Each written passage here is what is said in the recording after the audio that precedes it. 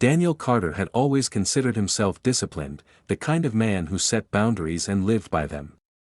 He had a stable home with Ethan, his boyfriend of 5 years, and a promising career at a reputable firm in London. To most, his life looked enviably balanced. Yet beneath the surface, Daniel often felt a restless ache, an emptiness. Ethan's quiet love and routine gestures no longer seemed to fill at work. However, Daniel's efforts never went unnoticed.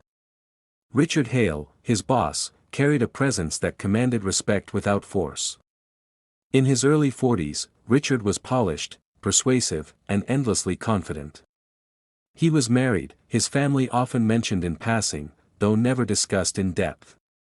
What struck Daniel most was not Richard's authority but the way his eyes lingered when Daniel spoke, the way he offered encouragement with an intensity that felt almost personal. Their interactions began innocently.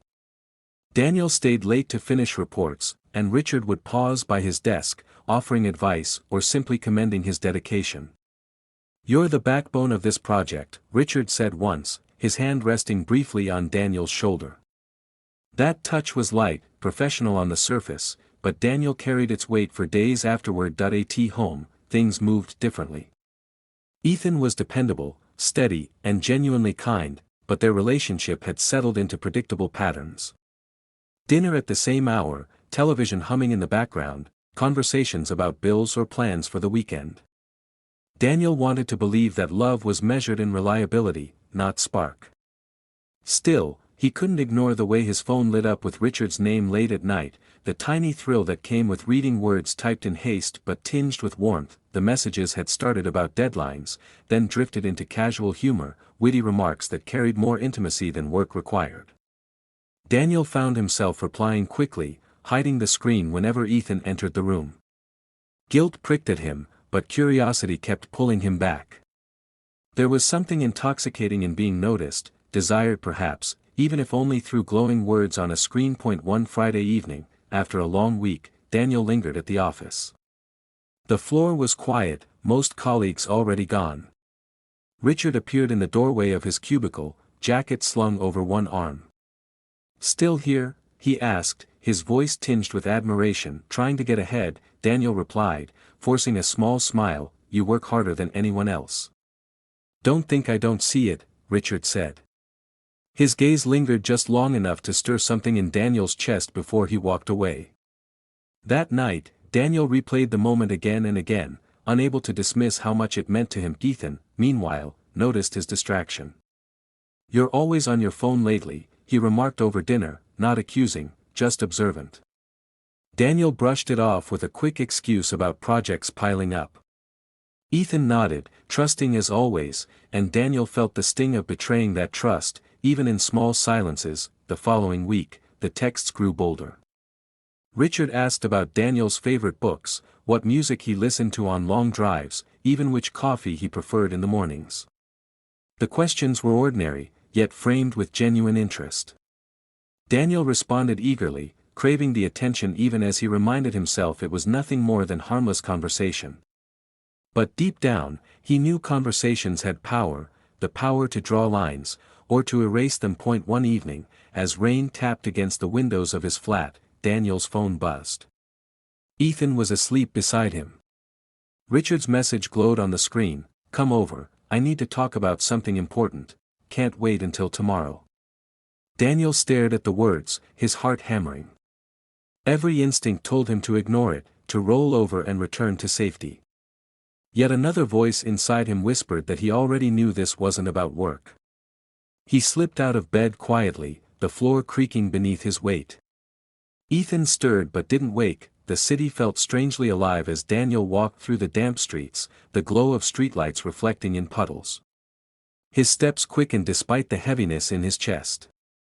Each block brought him closer to a choice he couldn't easily undo. When he reached Richard's building, he paused at the door, rain clinging to his coat. He could still turn back, retreat to Ethan, to familiarity and safety. Instead, he pressed the buzzer. A moment later, the door unlocked with a sharp click. Daniel stepped inside, his pulse racing, knowing the night ahead would change everything. Richard's apartment was unlike the office where Daniel had always seen him, a softer world, stripped of deadlines and authority. The lighting was warm, the faint smell of cedar mingling with wine that waited on the counter. Richard closed the door gently behind them, his expression calm yet carrying an intensity Daniel struggled to read. "I'm glad you came," Richard said, handing him a glass. His tone was casual, but his eyes lingered as though this meeting meant more than either of them could admit. Daniel accepted the drink, the cool glass trembling slightly in his grip. "I wasn't sure I should," he confessed, his voice low. Richard gave a small smile, one that seemed to dismiss Daniel's hesitation. "Sometimes work can't wait. Sometimes, neither can other things." His words trailed off, deliberate, daring Daniel to respond. They sat on the sofa, conversation beginning with safe topics, client strategies, deadlines, frustrations about long hours. Yet soon it drifted, as Daniel knew it would. Richard spoke of his marriage, not bitterly but with a fatigue that sounded practiced. "She doesn't really see me anymore," he murmured. "Not the way I want to be seen." Daniel's chest tightened. The confession mirrored something he had never spoken aloud, that Ethan's love, steady as it was, no longer pierced through the growing fog of disconnection. He nodded slowly, staring into his glass. "I think I know what you mean," he said. Silence followed, heavy but not uncomfortable. Richard shifted closer, the space between them narrowing. Their knees brushed, and Daniel felt his pulse quicken. He told himself it was accidental, yet Richard didn't move away. Instead, his hand rested briefly on Daniel's arm, a touch too familiar, too intimate. "You deserve to be appreciated," Richard said softly. "Not just for your work. For who you are." The words lodged deep within Daniel, both balm and temptation. He hadn't realized how starved he was for this kind of validation until it was spoken aloud. His breath caught as he met Richard's gaze. Moments stretched. The air thickened with unspoken tension, and before Daniel could decide, Richard leaned forward, closing the space between them. Their lips brushed, hesitant, questioning. Daniel froze for a heartbeat, torn between reason and longing. Then, almost without permission, his body leaned in. The kiss deepened, slow at first, then urgent. Years of restraint unraveled in seconds. Daniel's hand gripped Richard's shoulder, both men surrendering to something they had silently circled for months. Every thought of Ethan, of morality, flickered in the background, drowned out by the immediacy of touch. When they finally pulled apart, breathless, Daniel's chest heaved with conflict. "We shouldn't," he whispered, though his voice lacked conviction. "I know," Richard replied, his hand still cradling the back of Daniel's neck. "But I don't want to stop." Neither did Daniel. The hours that followed blurred, moments of confession, of closeness, of a passion both men knew was dangerous yet irresistible. It was not simply physical, it was a surrender to being seen, understood, desired. Afterward, the silence returned, heavier than before. Daniel sat on the edge of the sofa, fingers tangled in his hair, unable to face Richard fully. Guilt pressed against him like a weight. Ethan's face flashed in his mind, trusting, unaware. Richard broke the silence first. "This stays between us," he said, not as a threat but as a plea. His voice was steady, though his eyes betrayed unease. Daniel nodded, throat tight. He wanted to speak, to explain, but no words seemed adequate. Instead, he stood, gathering his coat with trembling hands. The city was still when he stepped outside, the streets nearly empty. Rain had stopped, leaving the pavement slick with reflections of street lamps. Daniel's phone buzzed, messages from Ethan waiting unread. He couldn't bring himself to open them. Every step home felt heavier than the last. He had crossed a boundary that could never be undone, and though part of him burned with exhilaration, another part already recoiled in shame. At his building's entrance, he paused, staring at his reflection in the glass door. The man who looked back seemed altered, haunted, alive, guilty all at once. He slipped inside quietly, rehearsing lies he might tell if Ethan stirred awake, but deep down, Daniel knew a line had been crossed, one that would follow him into every morning after. Morning light crept through the blinds, falling across the kitchen table where Daniel sat with Ethan. The clink of spoons against bowls filled the silence, but every sound grated against Daniel's nerves. He forced small talk, comments about the weather, about the traffic he might face, yet guilt clung to every syllable. Ethan, as usual, listened patiently, his eyes calm but questioning. "You're quieter than usual," Ethan said finally, sipping his coffee. Daniel looked up, startled by how observant the words sounded. "Just tired," he muttered, offering a thin smile. Ethan accepted the answer without pressing further, his trust both comforting and crushing. Daniel wished, for a fleeting moment, that Ethan would accuse him, demand explanations, anything to relieve him of the weight of silence. But Ethan didn't. He never did. At the office, Richard carried himself as though nothing had happened. Meetings flowed as usual, files were exchanged, projects discussed.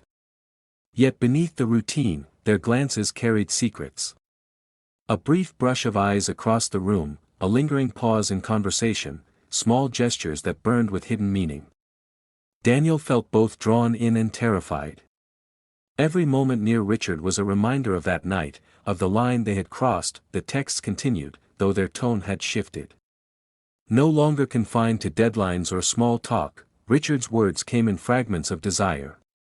"I can't stop thinking about you. Last night shouldn't have ended."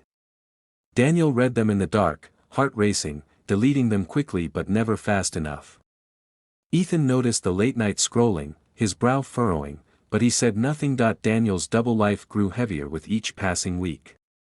Ethan suggested a trip for the two of them, a chance to rekindle what had dimmed. "We've been so busy lately," he said, eyes full of quiet hope. "I think we need time together." Daniel agreed outwardly, but inside, conflict roared. How could he plan a future with Ethan while carrying Richard's shadow inside him? Each lie he told felt like another brick in a wall he could never climb over. One evening, after a long day, Richard stopped him at the office door. "Stay a minute," he said, voice low. Daniel hesitated, but followed. The conversation was brief, the air charged. Richard leaned close, his words brushing like sparks. "I don't regret it." Daniel swallowed hard. "I wish I could say the same." Yet even as he said it, he knew he didn't mean it. Regret and longing had entwined, inseparable. At home, Ethan's patience began to fray. He noticed Daniel's absences, the evasive explanations. "Are you sure everything's okay at work?" he asked one night. Daniel nodded too quickly, the lie staining his tongue. Ethan studied him, searching, but let the moment pass. Daniel's chest ached with both relief and sorrow. The breaking point arrived unexpectedly. Daniel left his phone on the counter while showering, steam filling the small bathroom. When he returned, towel around his waist, Ethan stood there, holding the device. The screen still glowed with a message from Richard. "Last night was unforgettable." The words hung in the air like smoke, impossible to clear. Ethan's face was pale, his lips pressed together as though holding back 1,000 questions. Daniel froze, the silence louder than any confrontation could have been. Finally, Ethan spoke, his voice quiet but steady. "Is there something you want to tell me?" Daniel opened his mouth, but nothing came. Confession warred with fear, love with betrayal. He wanted to explain, to unravel the mess with words, but every phrase collapsed before it reached his tongue. The silence stretched, unbearable. Ethan set the phone down carefully, as though it were fragile glass, then walked out of the kitchen without another word. The sound of his footsteps faded, leaving Daniel alone with the weight of his choices. Daniel stood motionless, staring at the screen still lit with Richard's name. The life he had built, the love he had promised, and the secret he had chosen, they collided in that single moment.